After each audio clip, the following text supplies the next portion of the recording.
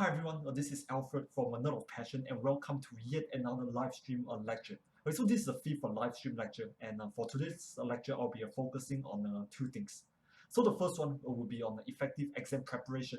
I mean it's a very stressful period now, so pretty sure many of you will have like a very big exam coming up soon. So by the end of today, hopefully you have a clearer idea on what to do in order to prepare well for the exam.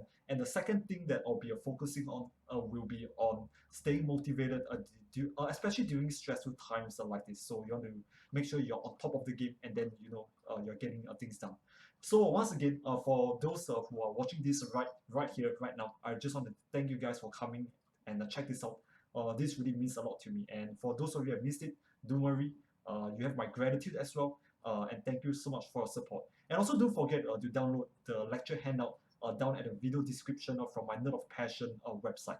Alright, so now let's get started with the PowerPoint presentation. I'll just fire up my PowerPoint slide, so just give me a minute. Okay, so as usual, I'll just put myself down into the corner of the screen and this is what my screen is currently viewing. Yep, so just gonna fire my PowerPoint slides and alright, perfect. Let us get started. Okay, so exam preparation and staying motivated. Okay, so let us start off with staying motivated first. Okay, so I will focus a bit on how do we stay motivated during like tough times like this. Okay, so like I said, pretty sure it's a very stressful time, and especially for me as well. I've never felt so stressful in my life ever. I mean, it's my final year during my bachelor's, and I have exams coming in 2 weeks, and I'm yet to finish my syllabus. So there's a lot of like things that I have to catch up on. So anyway, so when it comes down to stress, it's important that we know how to deal with it effectively. Like because we do really want stress to overrun our life.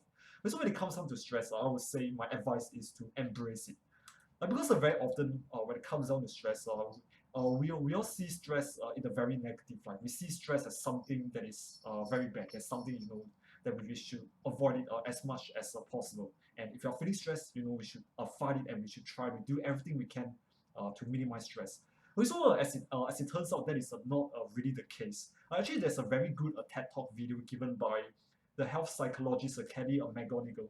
So what she said, so according to her video, she says that it is not really stress itself that is harmful, but rather our reaction to stress, and us demonizing stress, and like seeing stress as our enemy. That is really what causing the harms to our body. It's a really good TED Talk video. I really learned a lot from it, and I highly recommend you guys to check out.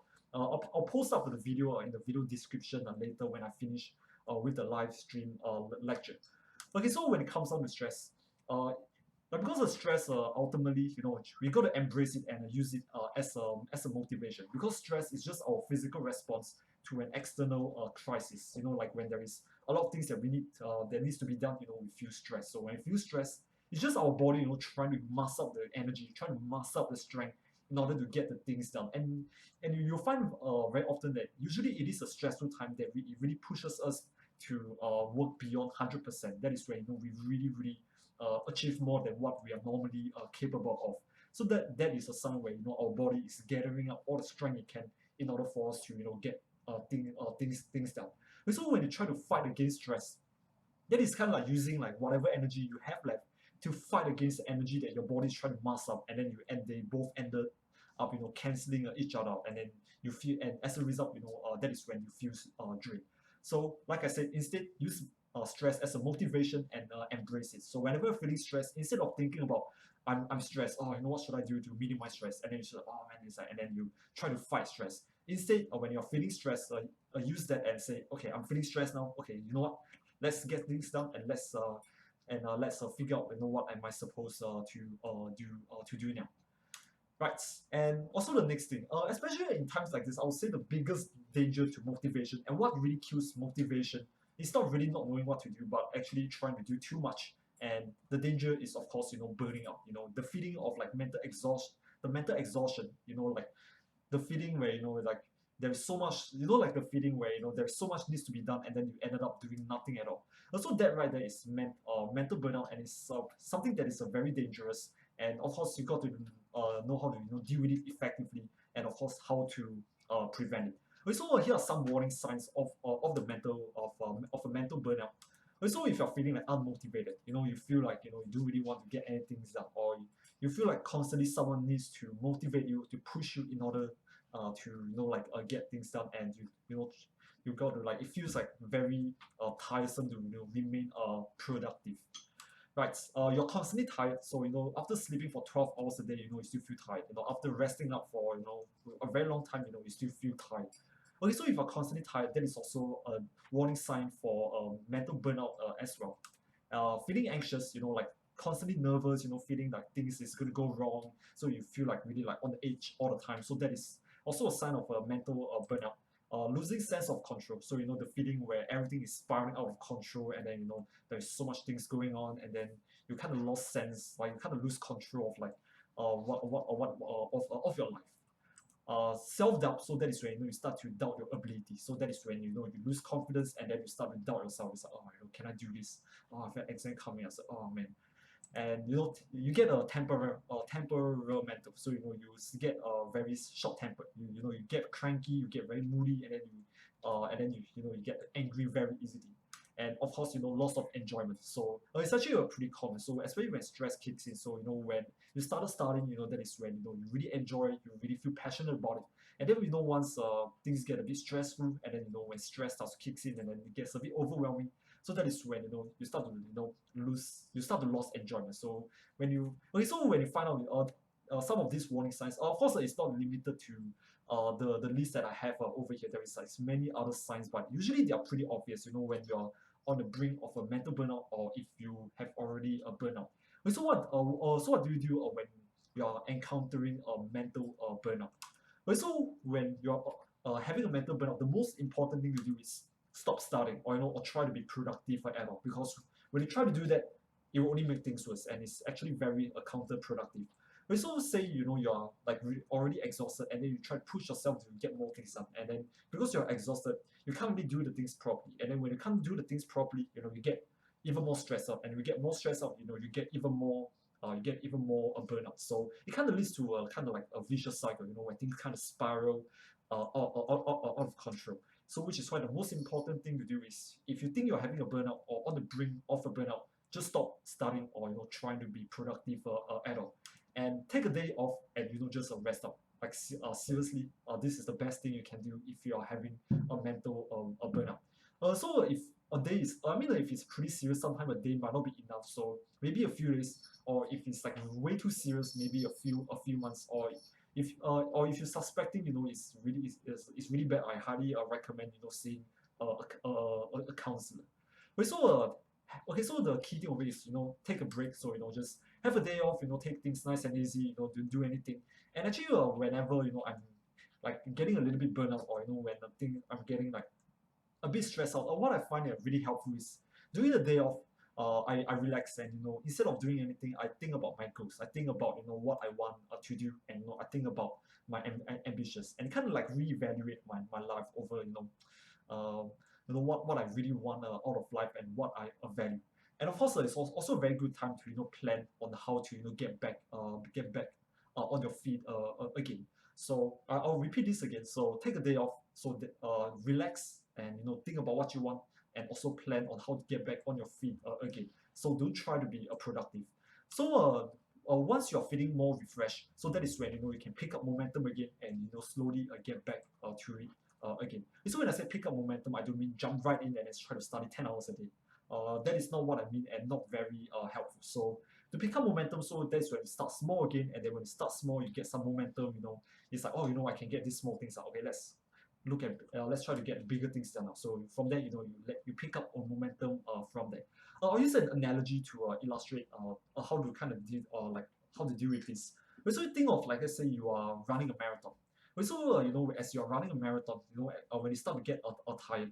So when you get tired, if you keep pushing yourself to run further, it's only going to get worse. So you start to slow down, and then when you start to slow down, you push yourself harder, and then when you push yourself harder, you get even more tired, and then you slow down until eventually you break down. So that is not really what you want. So if whenever you're starting to feel tired, so all you need to do is just stop for a while. Just stop for a couple of minutes, start walking a bit, catch a few breath, maybe have a drink of water to hydrate yourself. And then once you feel more refreshed, and then start running again. And then what you find is after resting up, you'll be able to pick up from where you left off very easily, rather than pushing yourself to exhaustion and burning out by like really push yourself to the limit. So you don't have to do that. So dealing with mental burnout is a very important skill to have in order to stay motivated, especially in stressful times like that. Okay, so and of course, dedicate some no study time. So take breaks during study. I cannot emphasize anymore how important a break is and how important it is to maintain the balance in life, especially in stressful times like that. So apart from study, it's important to take breaks, and also remember there are also other important things in life, like like health, your relationship, family, and other things. Okay, so actually what I find is, instead of like, because actually I've tried doing that, so I study, say, for today I'll just spend from the moment I wake up, I just study until the moment I sleep. Of course, like I have news in between. And what I find is, even though I can get a lot of studying done, but it doesn't feel that effective. And then I tried, say, if I just study for 5 hours and then I spend the remaining time, I do some exercise, I hang out with friends. So what I find is that you dedicating some no study time, it actually like really refreshes you. And then the 5 hours study done, I can almost learn the same amount that I have learned if I try to study 10 hours a day. And if you try to do have a more balanced way, of course, you're also making sure that every other areas in your life it's remain in balance.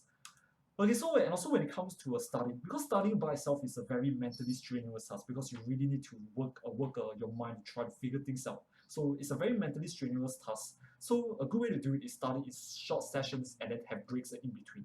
How I do it is usually I study about 1 hour to 1.5 hours, and then I have a quick 15 minutes break in between. So in the 15 minutes, I'll just have a quick walk. I'll go play with my dog. Have a sip of water, and then once I feel a bit more refreshed, I get back to studying again. And so that is what I call like little breaks in between, and also have a big break, like during the night or during the day, depending on your schedule. So leave out some time to relax. So that is when you don't do any study. That is time for you to just relax and just rest up. Okay, so some things you can definitely do to relax. Okay, so different people will have different preferences, but here are just like some of the things that you can do.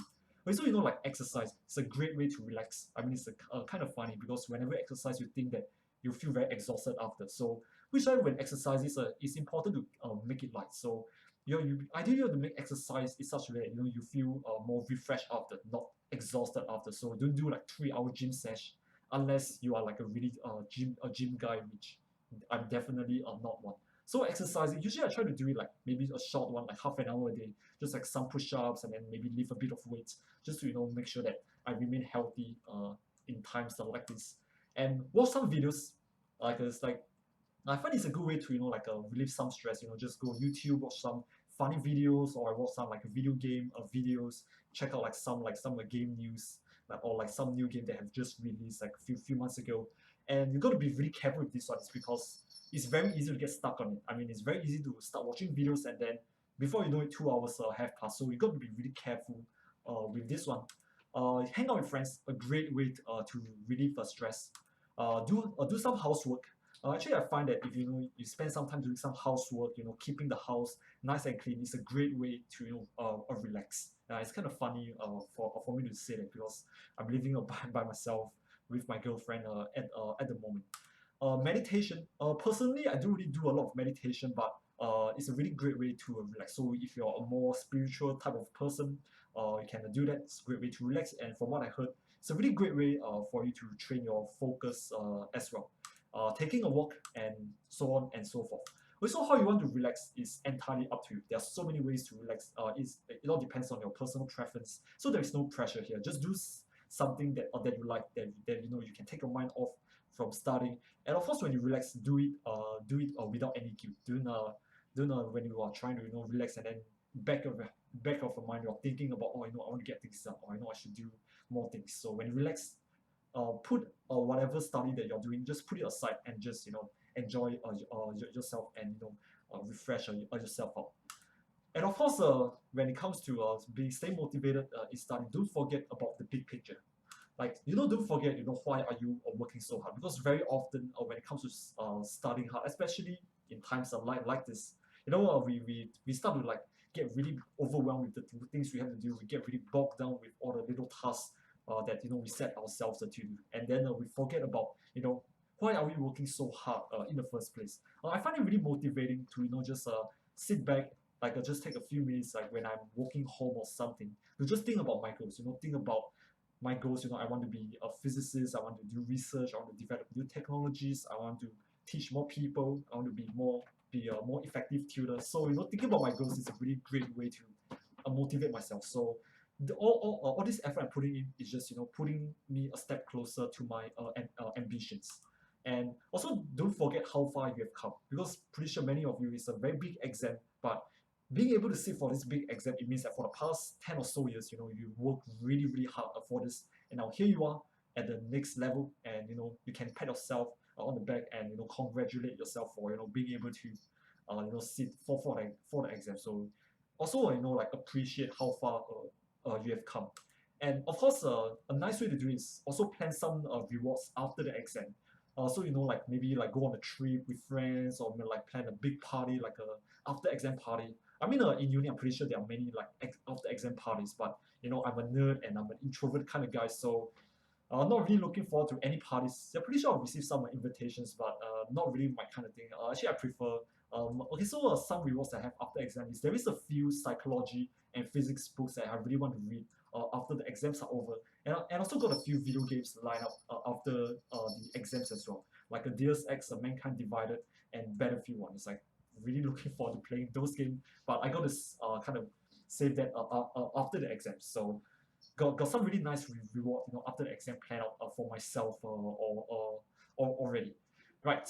So I think that's pretty much all I want to say about staying motivated. So just remember, embrace stress. Do not try to fight it.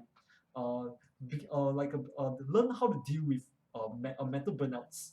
Um, and also, I don't forget about breaks, and of course, don't forget about the big picture. All right. Okay, so now let's get to the more like the kind of the more nitty gritty parts when it comes to exam preparation. Like how do you effectively prepare for exams? Because from now to the day of exams, you want to do the best you can and then achieve the best possible results that you can achieve. So now is a good time to start, and I'll focus more on the nitty gritty details of this. Okay, so actually, if you have watched some of my earlier lectures on effective study habits and principles of effective study, you'll find is I'm just taking all that idea and I'm just applying it over here. So there is nothing new over here.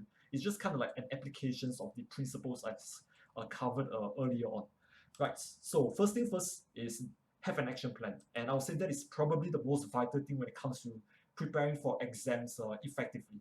Also, having an action plan is where you know exactly what you need to do from now till the day on the exam. So you have no excuses. You know what you need to do, and you go do it.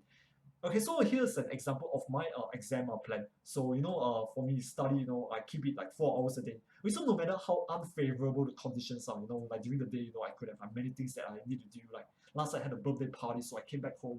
I kind of stay up to 2 a.m. to work on my programming report. So no matter how unfavorable the conditions are, stick to it. Like really tough it up and stick to the action plan. So for me, study 4 hours a day, and currently you can kind of be a bit more specific with that one. So for me, finish up the syllabus, because currently there's still a few like concepts that I still have to catch up on before I can finish up with the things that I need to know for the exam.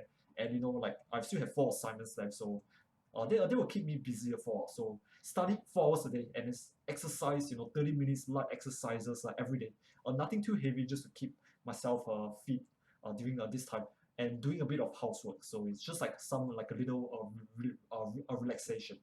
Okay, so you can see I'm being realistic, because I'm not saying I'm going to study 10 hours a day, because that is, I mean, even if I can do it, I'm not going to do it, because I prefer to have a more like a more balanced lifestyle, rather than everything is all about studying. And of course, commit to it. Like, because whatever plan you do, if you don't commit to it, all the plan is just meaningless. So if you plan it out, you got to do it, and when you do it, that is when you can actually achieve the best performance. And also the great thing of having action plan is that if you have an action plan and then you do everything you can to stick to it and then you follow it through, and then during the day of the exam, that will give yourself a really, really huge confidence boost, like psychologically speaking. I mean, when you go in the exam, you know that for the past 2 months you have worked really hard for this moment, so there is some so you know that you can definitely do well for this exam.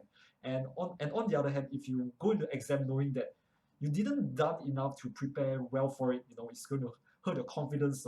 It's going to hurt your confidence a lot more. Uh, and actually, that something happened to me last year when I was doing my exam. So because during that time, I got a little bit sidetracked with like there was some other things that I was kind of distracted by.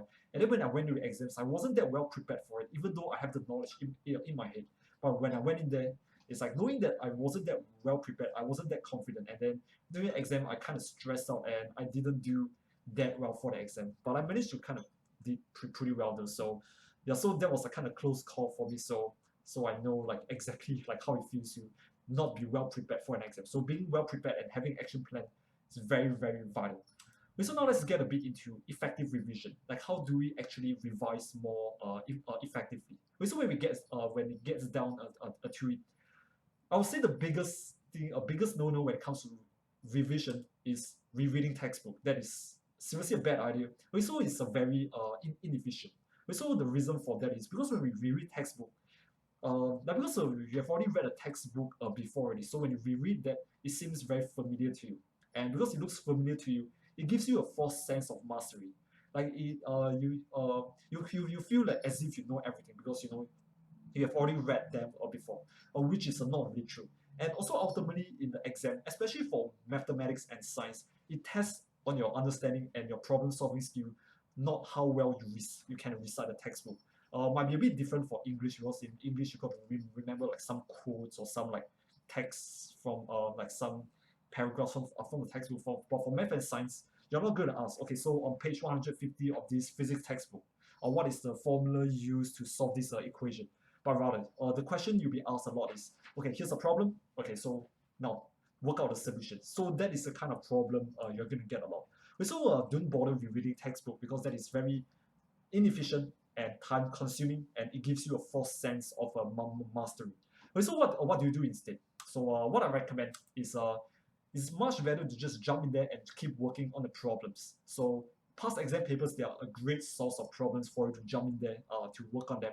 And to make things even more efficient, I recommend going in there and work on the challenging ones. For the easy problems, just skip them.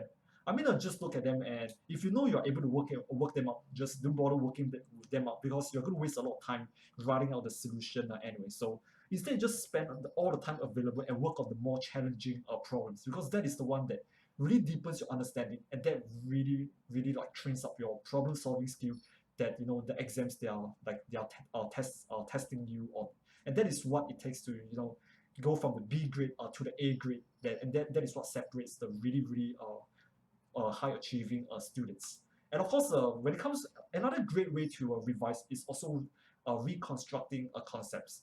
So instead of rereading textbooks, say for example, I'll give you an example. Say, for example, in mathematics, I want to revise on trigonometry.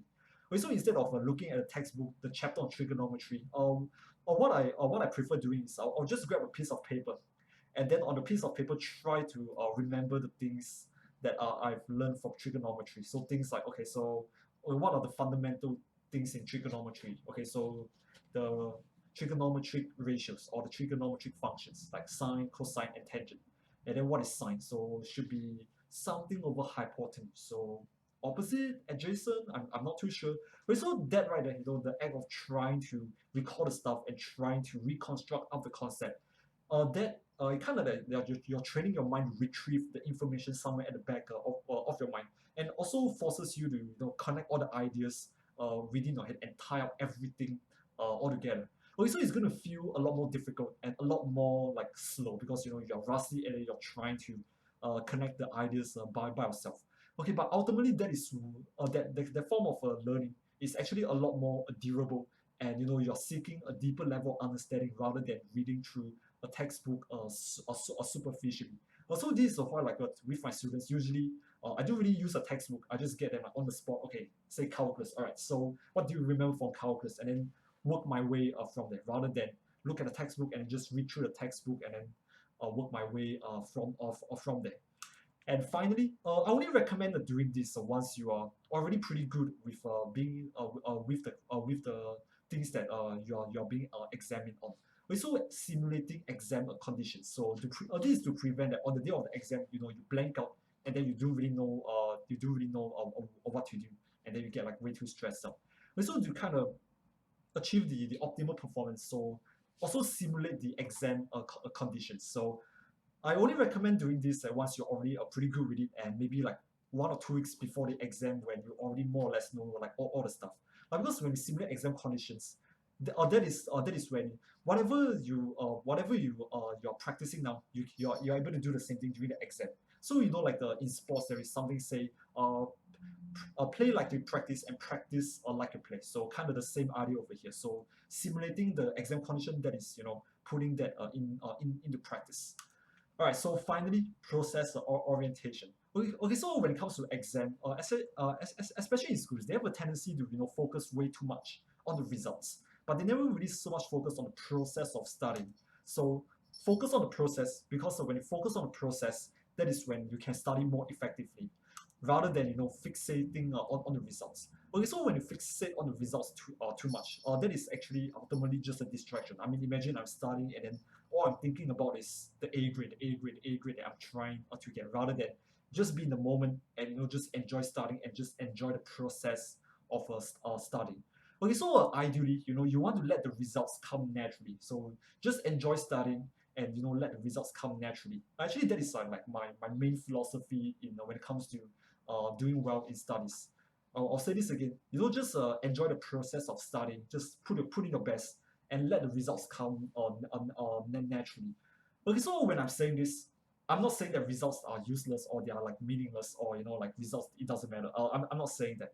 What I'm saying is that results it does matter to a certain degree, but the results, they are just a feedback of your performance. So usually I use the results to kind of analyze my performance, and I use that to plan for like what can I do to improve on my results. So I see results as a feedback, not so much as or like how smart I am, or like how dumb I am, or things things like that.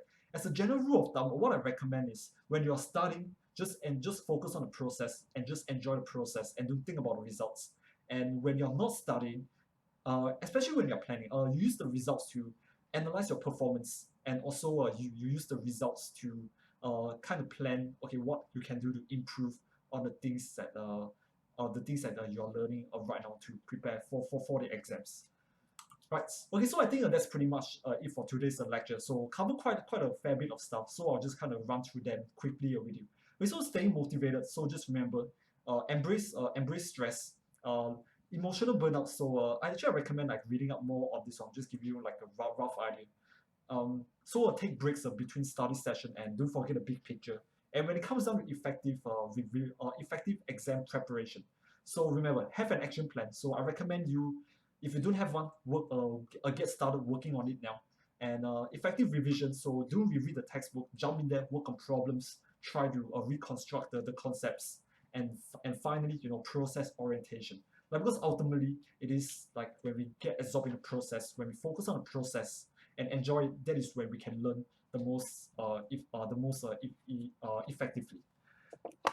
Right. Okay, so I think that concludes today's lecture. So once again, I'm Alfred from Nerd of Passion. So for those of you guys who have watched this lecture, I hope you guys learned a lot from this, and I hope you guys have a clear idea on what to do from now to the day of exam. And I wish you guys the best of luck during the exam.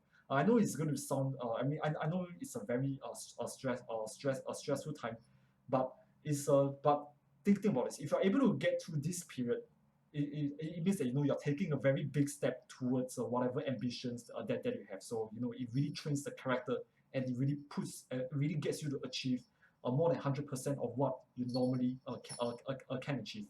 So thank you very much for watching. So I'll see you guys for the next live lecture. I think I will get back more onto the VC subjects, and I'll focus more on the revision of lectures. up in the future. So stay tuned to Nerd of Passion. So just like my Facebook page if you want to stay updated. And for those of you guys who have liked my Facebook page, love you guys so much. Thank you very much for watching this, and I'll see you guys next time.